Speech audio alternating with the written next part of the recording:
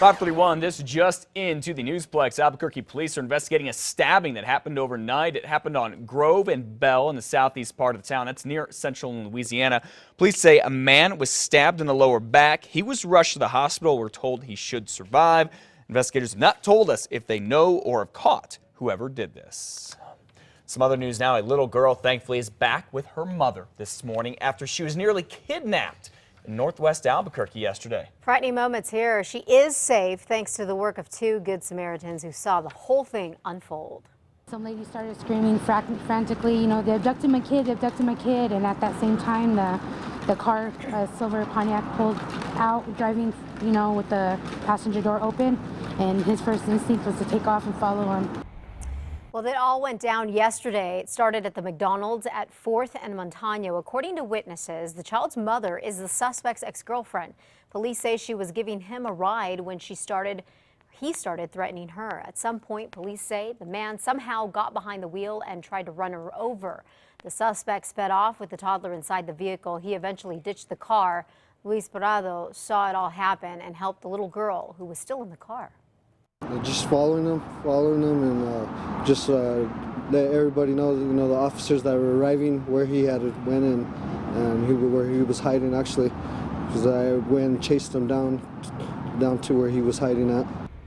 Officers used a canine to help track down the suspect. Police identified him as 25-year-old Robert Francisco Lopez. He was arrested on felony warrants. New Mexico's governor rolls out a new online tool to help keep parents involved in their child's education. Governor Susana Martinez was at Bernalillo Middle School to make the announcement yesterday. She says she's going to ask the legislature for $1 million to help school districts set up websites for parents to use to access grades, homework assignments, and attendance records, and much more. She said that when families and schools work together, children are more likely to be successful. For parents who have not been as involved, we are providing you with an easy online resource available anytime, anywhere. The proposal is being called the New Mexico Parent Connection. Well, tonight is the night kids have been waiting for, no doubt. Yeah, it's Halloween. You know, for kids, it's all about the candy and trick-or-treating, but for parents, it's all about the safety. So we have some tips for you. In fact, our Samantha McDonald is out in our neck of the woods down here by the zoo. She has more. Good morning, Samantha. Love the costume. Thank you, Matt. Good morning. Check out this house behind me. It's all ready for trick-or-treaters tonight. It's a fun tradition, but do make sure your kids stay safe tonight. Here are some tips from the sheriff. Parents, if you have young kids, supervise them. Go out trick-or-treating with them. Bring a flashlight, a glow stick, any kind of reflector so cars can spot you. Stay on the sidewalks too. And if your kids are old enough, you can stay home, but make sure they head out in a group. As for your pets, it's best to leave them at home, but if they must come, keep them on a leash. And if you're out driving tonight, remember to go slow because there could be a lot of kids on the street. And for those trick-or-treaters, even though it's totally tempting, tell your kids to wait until they get home to eat their candy.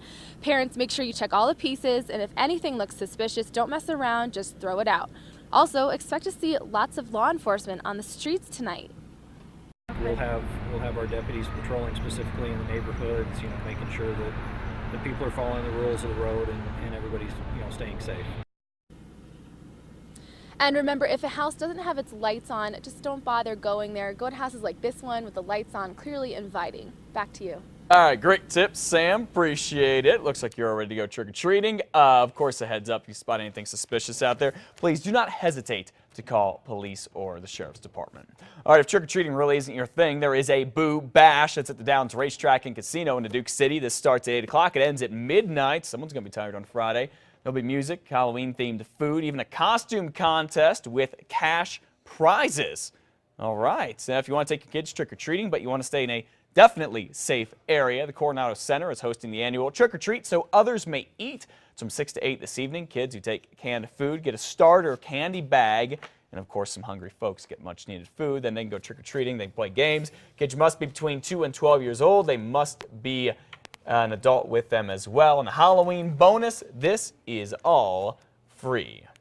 All right, this is interesting to say the least. Cruel or helpful or just plain none of her stinking business. This will get you talking this morning. There's a woman in North Dakota who plans to hand out letters instead of candy to obese trick-or-treaters. Listen, the letter is meant for parents saying, quote, your child, in my opinion, moderately obese and should not be consuming Halloween treats to the extent of some children this Halloween. It goes on to say, quote, my hope is that you step up as a parent and ration candy this Halloween, end quote.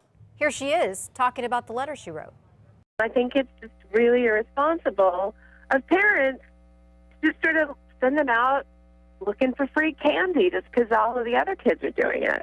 I don't want to be against tradition. I just feel like parents should take more responsibility for their kids to becoming little fat kids. Well, there is mixed feelings about this. A lot of reaction coming in that's mixed. One psychologist, we understand, says that the letter could be more damaging than helpful to the psyche of trick-or-treaters. I'm just going to go out on a limb and say her house is not going to look the way it should tomorrow morning. Yeah. You're handing out letters?